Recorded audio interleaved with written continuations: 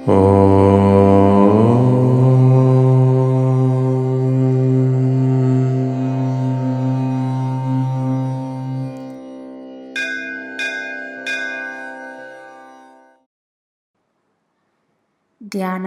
ஜபம், மந்திரம்.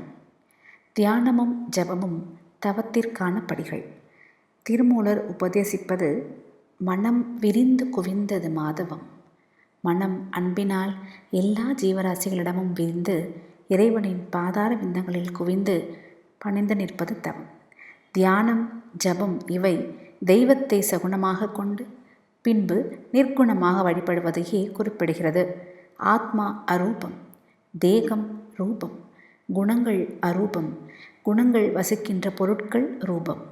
ரூபமே அரூபம்தான். மனிதன் ரூபமில்லை, அரூபமும் இல்லை.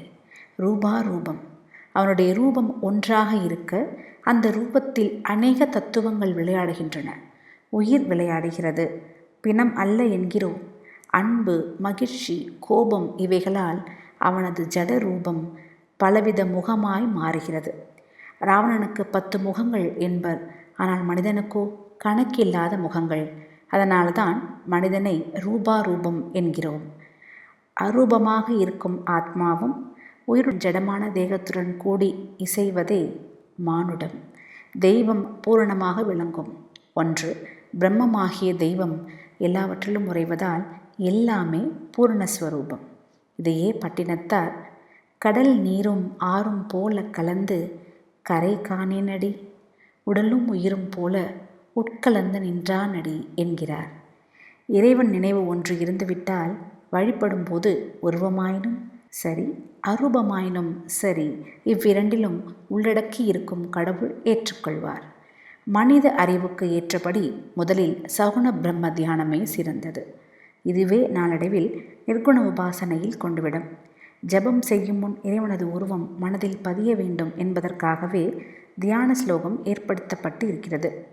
பூஜை, தியானம், ஜபம், தவம், நாதோபாசனை இவை எல்லாம் மனதை இறைவனிடம் செலுத்த ஏற்பட்டுள்ள பல வழிகள்.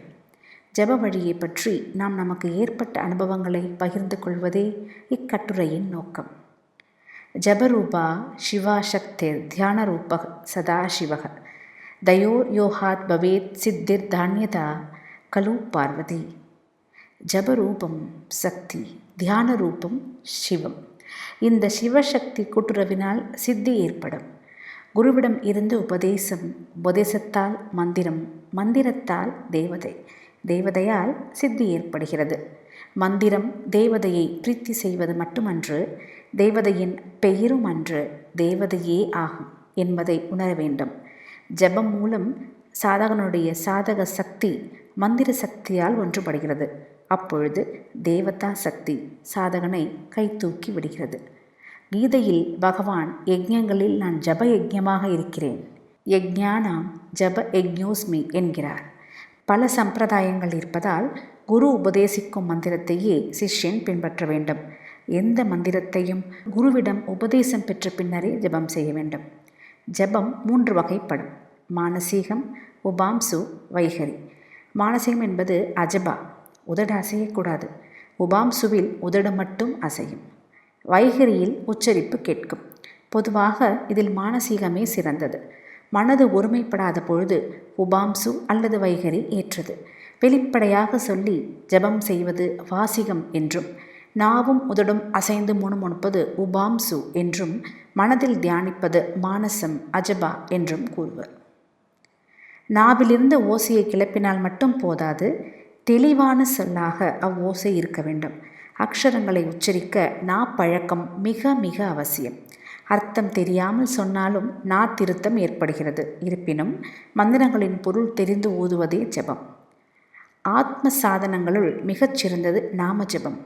மந்திரத்தை எவ்வளவுக்கு எவ்வளவு அதிகமாக சாதகன் ஜபிக்கிறானோ அவ்வளவு அவன் ஆத்ம பரிபாகத்தை அடைகிறான். மானசீக ஜபம் உத்தமம், 100 மடங்கு பலன். உபாம்சு மத்திமம், 10 மடங்கு பலன். இறைந்து ஜபிப்பது அதமம், ஜபித்த அளவுதான் பலன் தரும்.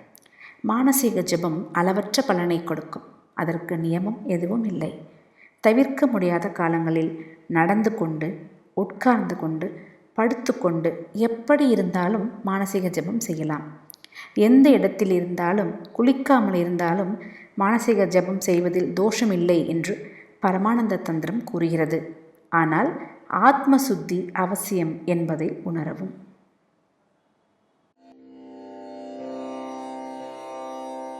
ஓம்